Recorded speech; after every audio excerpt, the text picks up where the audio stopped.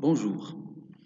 L'objectif de cette vidéo est d'étudier et représenter graphiquement une fonction comme le montre le titre. Étude et représentation graphique.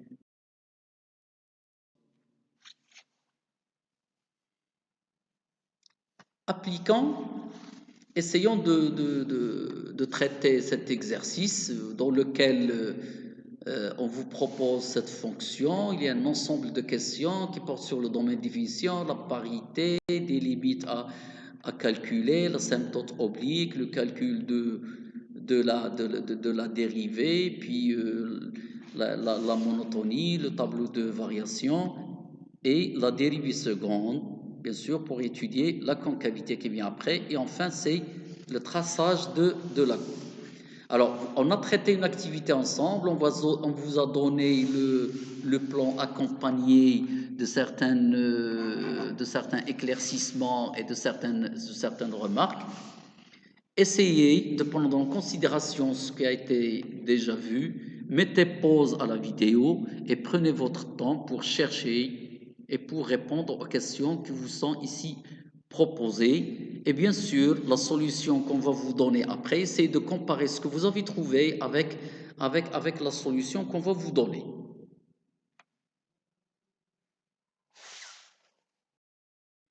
Alors, le domaine de définition, vous avez x carré moins 1 dans le dénominateur, donc la condition x carré moins 1 différente de 0, ce qui vous donne x différente de 1 et x différente de moins 1 après avoir factorisé, bien sûr. Et donc, puisque x différente de 1, x doit être différente de moins 1, le domaine de définition, c'est r privé de moins 1, 1, qu'il faut donner sous forme d'intervalle.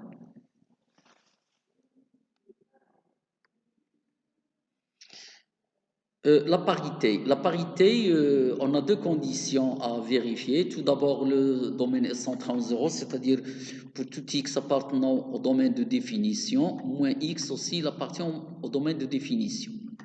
On le vérifie ici facilement. Puis, on calcule f de moins x. Le calcul donne moins f de x, et donc notre fonction, si on regroupe les deux résultats, on peut conclure que f est impair. F impair, donc je peux me contenter d'étudier la fonction f sur le domaine d'étude de E, qui est la partie positive du domaine de définition. Donc ici, c'est 0 plus l'infini, privé de 1, et donc c'est 0, 1, union 1. La limite de f de x, quand x tend vers 1 plus l'infini, on trouve plus l'infini. Quand x tend vers 1 plus, on trouve plus l'infini. Son interprétation graphique, ça donne l'asymptote vers. Et pour l'asymptote oblique, on a comme première question limite de f de x quand x tend vers plus l'infini, on trouve plus l'infini. On cherche limite de f de x moins x parce qu'on nous a donné l'équation de l'asymptote et on trouve cette limite est égale à 0, ce qui nous permet de conclure que la droite d'équation y égale x est une asymptote oblique à la courbe C au voisinage de plus l'infini. Pour étudier la position relative de la courbe par rapport à son asymptote, on étudie le signe de la différence f de x moins x, parce que x c'est y égale x, c'est l'équation d'asymptote. Le calcul donne x sur x carré moins 1. La résolution de l'équation f de x moins x égale 0 nous permet, comme on l'avait signalé dans une autre vidéo, de trouver les points d'intersection. L'équation donne x égale 0, donc la courbe coupe l'asymptote une seule fois, c'est au point d'abscisse 0. D'autre part, pour tout x appartenant à cet intervalle, x est strictement positif. Donc, si je veux étudier le signe de ça, ça se ramène, c'est exactement le signe de x carré moins 1.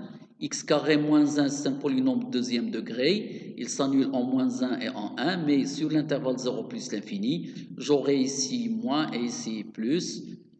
Et donc, la différence, elle est positive sur 0,1, elle est négative sur 0,1 et positive sur 1 plus l'infini. Ce qui me donne comme interprétation que la courbe elle est en dessous de son asymptote sur l'intervalle 0,1, qu'elle est au-dessus sur l'intervalle 1 plus l'infini. Et ça, c'est un point, le point haut de coordonnées 0, 0, c'est un point d'intersection. La fonction f pour le calcul de la dérivée. La fonction f est une fonction rationnelle, donc dérivable sur les intervalles du domaine de définition. Le calcul donne x carré, facteur en appliquant les règles de la dérivée d'un quotient, puis la dérivée d'un polynôme.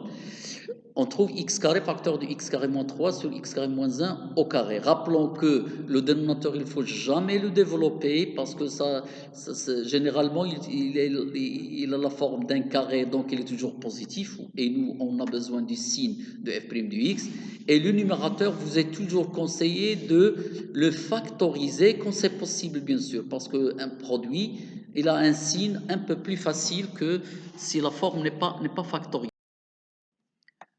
La dérivée, c'est ça, donc on a trouvé ce qu'on nous demande. Déterminons les solutions de l'équation f' du x égale 0. Alors on trouve x égale 0, x égale plus ou moins racine de 3. Et comme étant ça, c'est strictement positif, et x au carré, c'est positif, donc le signe, c'est le signe de x carré moins 3. Et si vous considérez x carré moins 3 comme polynôme deuxième degré de racine 3 moins racine de 3, vous donnez son table de signes et vous déduisez sur l'intervalle 0 racine de 3 qu'il est négatif ici et qu'il est positif sur l'intervalle 3 plus l'infini, ce qui vous donne le signe de f' suivant les intervalles. Sur 0, 1, f' négative, donc f décroissante, 1 racine de 3, f' négative également, elle est décroissante, et sur racine 3 plus l'infini, on trouve f croissante. Le tableau de variation, c'est un résumé de ce qu'on a trouvé. Et le tableau de variation, rappelons-le, il est donné uniquement sur DE.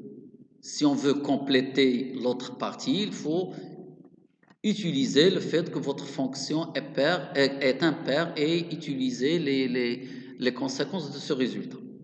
La sixième question, elle porte sur le calcul de la dérivée seconde, f seconde. Alors, on sait que la dérivée seconde, c'est la dérivée de la dérivée. Donc, on prend f' qu'on a ici, à l'intérieur. On prend la dérivée de f'. Par application des règles de calcul de la dérivée, on obtient ici, et on obtient ce résultat. Et comme vous pouvez le remarquer, comme ce qu'on avait dit pour f', vous êtes conseillé de présenter le signe de l'expression de f' ainsi que celle de f seconde, toujours sont factorisées.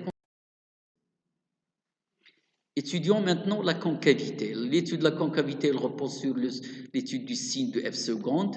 Vous avez x carré moins 1, le tout carré strictement positif. Ici, on a au cube, donc c'est le signe de x carré moins 1 avec 2x. Et x carré plus 3, il est aussi positif. Donc, je répète, ça c'est un carré, il est strictement positif, et ça c'est strictement positif.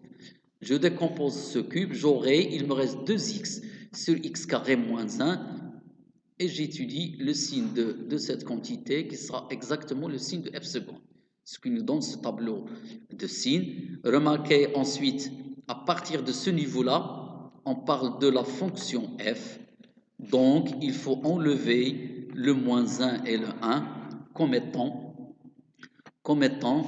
des points qui n'appartiennent pas ou des nombres qui n'appartiennent pas au domaine de définition. Ici, on l'avait fait exprès, même si on étudie notre fonction uniquement sur la partie positive du domaine de définition, c'est-à-dire sur DE. Ici, on a donné tout le domaine de définition. Pourquoi? Parce que jusqu'à maintenant, vous n'avez pas encore vu le symétrique d'une fonction paire par rapport à l'origine, par rapport à l'axe des ordonnées. Si la courbe est concave, son symétrique, comment il est? Est-ce qu'elle est convexe ou concave? Donc, on a présenté tout le résultat sur le domaine de... Et maintenant, la courbe. On va rappeler aussi, on avait dit qu'il faut tracer d'abord le repère, choisir une unité convenable, tracer les asymptotes si elles existent. Ici, on a 3 asymptotes. Vous avez de la droite d'équation x égale 1, etc. Mais avant ça, rappelons que le tableau de variation est donné uniquement sur la partie positive du domaine de définition. Donc, en principe, il faut construire la courbe sur DE, sur le domaine de définition, sur cette partie. Donc, ce qui nous donne cette partie de la courbe, l'asymptote x égale 1, puis cette partie de la courbe en prenant en considération la position relative qu'on a déjà trouvée. Et après, une fois terminé les deux parties de la courbe sur la partie de E, on utilise le fait que f est impair. F est impair, donc sa courbe est symétrique par rapport à l'origine de repère. Et donc, je construis le symétrique de cette partie-là par rapport à l'origine de repère, ce qui me donne cette partie-là. Et le symétrique de cette partie de la courbe par rapport à l'origine de repère, ce qui vous donne le symétrique ici.